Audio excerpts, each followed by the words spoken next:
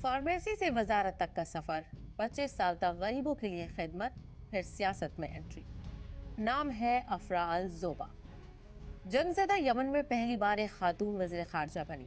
क्या यमन की पहली खातून वज़ीर ख़ारजा जंग खत्म करा के अमन ला पाएंगी? अफरा अल जोबा पर पूरी दुनिया की निगाहें टिकी है। 23 जुलाई को अफरा अल जोबा की बतौर वज़ीर ख़ारजा तैनाती हुई है। ये सिर्फ एक सरकारी फैसला नहीं, बल्कि यमन की सियासत में एक बड़ा मोड़ माना जा रहा है। आज तक यमन के किसी भी बड़े और अहम वजारती ओहदे पर कोई खातून फायज नहीं हुई थी। सवाल यह है कि आखिर अफरा अल जुबा है कौन? अफरा का ताल्लुक यमन के वस्ती इलाके अलबैदा से है। उनका सफर सियासत से नहीं, बल्कि इल्म और खिदमत से शुरू। उन्होंने सना यूनिवर्सिटी से फार्मेसी में ग्रेजुएशन किया, फिर मलेशिया से कम्युनिटी हेल्थ और हेल्थ इकोनॉमिक्स में मास्टर किया और यमन में ही एमबीए भी हासिल किया। यानी सेहत, मईशत और मैनेजमेंट तीनों मैदानों का तजुर्बा उनके पास है। पिछले 25 सालों से ज्यादा वक्त तक उन्होंने तरक्की और अमन के लिए काम किया है। यमन की एक मारूफ तंजीम सोल फॉर डेवलपमेंट के साथ वो उन गरीब और पिछड़े इलाकों में गई जहां तक हुकूमत की नजर भी नहीं पहुंचती थी। गुर्बत खत्म करना, देहातों में सेहत और तालीम की सहूलत पहुंचाना, यही उनका मिशन रहा।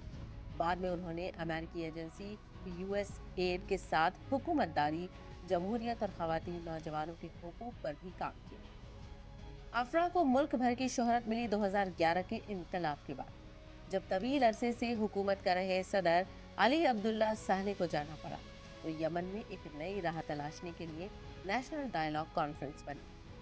आफरा अल जोबा इसकी पहली डिप्टी सेक्रेटरी जनरल मुकर्रर हुई। ये वो इदारा था जिसे यमन का नया दस्तूर यानी आइन बनाना था। आफरा ने इस पूरी अमल की तकनीकी और तंजीमी जिम्मेदारी संभाली। बाद में वो दस्तूर बनाने वाली कमेटी का भी हिस्सा रही। अफसोस की हूती तहरीक के सना पर कब्जे के बाद ये पूरी कोशिश नाकाम हो गई और मुल्क एक ऐसी जंग में चला गया जो आज तक जारी है। लेकिन आफरा ने अमन की उम्मीद नहीं छोड़ी।